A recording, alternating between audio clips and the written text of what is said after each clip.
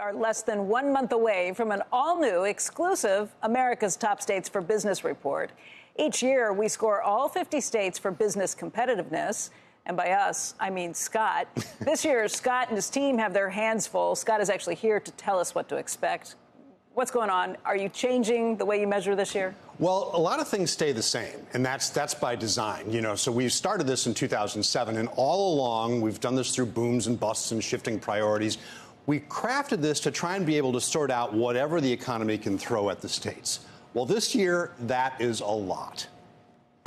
The economy is uncertain. This is a very weird number. Despite billions from Washington. This increased research and development funding is going to ensure the United States leads the world in the industries of the future. Companies are desperately seeking talent in a raging culture war.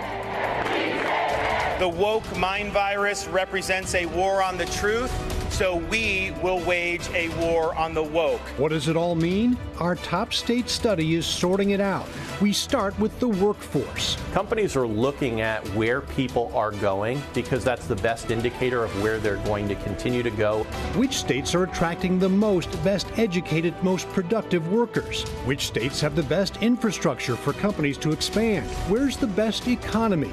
The best quality of life, health, and inclusion. You don't think abortion's about the economy, you might not have a uterus. We look at the cost of doing business, technology and innovation, business friendliness, education, access to capital, and the cost of living. You can read more about our study, all about state business competitiveness, all for the next month and beyond at topstates.cnbc.com. Coming up in the weeks ahead, we'll have lots of that coming up. And I will be in the winning state to reveal America's top states for business in July, right here on Squawk Box, right here on CNBC. Do you already know the winner? I do know the winner. Oh, you. Can I ask, because a lot of that video raised issues, really raised more social issues than even historically business issues, but really is about business wading into social issues. Right. How you are measuring those things. It's tough, and there's this tension of, getting people to a state, attracting workers versus the culture war is something that we're grappling with. We think we've figured out how to measure it. We have always looked at quality of life issues and there's also protections against discrimination. This year, we are looking at reproductive rights because the data shows that is a factor.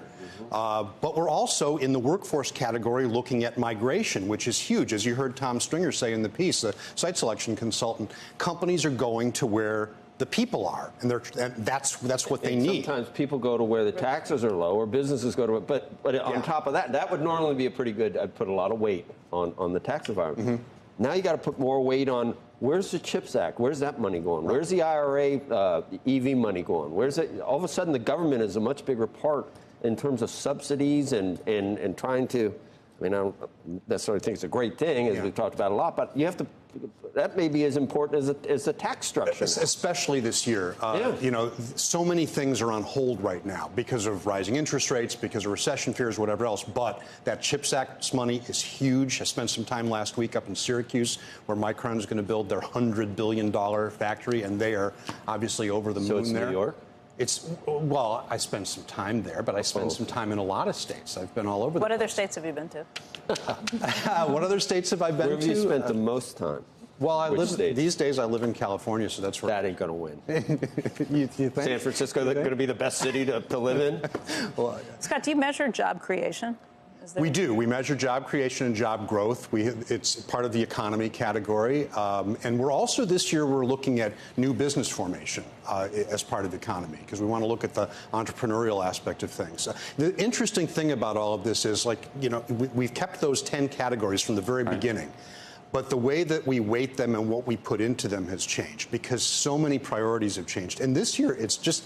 There's so many cross currents this year. It's a really so are there any year. states, if you were to go back and look at where they were, I don't know, 5-10 years ago when you first started doing this, that either you wouldn't put on the list anymore, or you think that would lose today because of either the shifts, the political shifts, or because it just wasn't what you anticipated happening? There's a lot of, I guess one state that's been really interesting this is not giving you any hints one way or the other, but Michigan, which I think was our most improved state last year, which is, there's a huge amount of tech talent in Michigan that people don't think about, all these auto engineers and things like Detroit, that. which is like, whoa. Well, there's a lot. Obviously, there are a lot of issues. What about big city crime? If there's a lot of big cities with a lot of crime, there's a lot of big city crime, but there's also a lot of rural crime. I think the highest crime rate is New Mexico, I want to say. Don't people like to move where it's warm? Doesn't that always skew the results?